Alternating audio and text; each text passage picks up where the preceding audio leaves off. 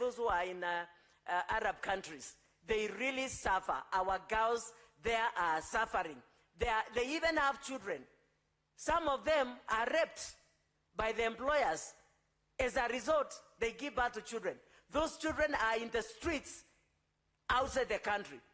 I challenge the President and the CS for Foreign Affairs to bring those children back home because they belong here, because they are born by birth, they are Kenyans, and they should not be left outside there to suffer, to continue suffering. We want to hear the good side of Kenya and the bad side of Kenya. And because my work is oversight, I'll only deal with the bad side of it. Mr. Speaker, I also want to talk about the 1998 bomb blast, which was not addressed in this.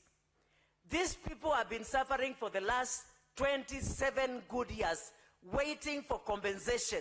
And what is remaining for them to be compensated is just an amendment of a law in the Senate of the US and the Congress so that these people can be compensated.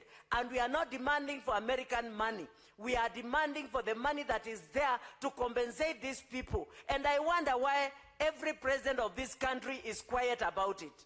And I challenge the president of today that he may take over this issue, because I'm sure it has been given to him. We have done it, and I'm even going to meet with the liaison committee again so that they can give me more days to continue pushing on this. I will not stop as long as I'm in this Senate until these people are compensated. And I challenge the president and the CS for Foreign Affairs to take over and take up this issue, because our people died.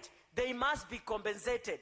Kenyans, Al-Qaeda was not fighting with Kenya. They were fighting with America, and we took the bullets of America.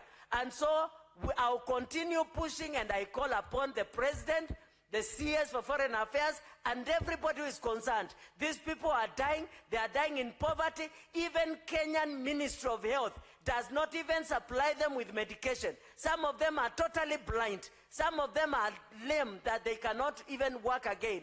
And the government of Kenya is doing nothing about it. Thank you, Mr. Speaker. Let me reach there. I can go on and on and on. But let me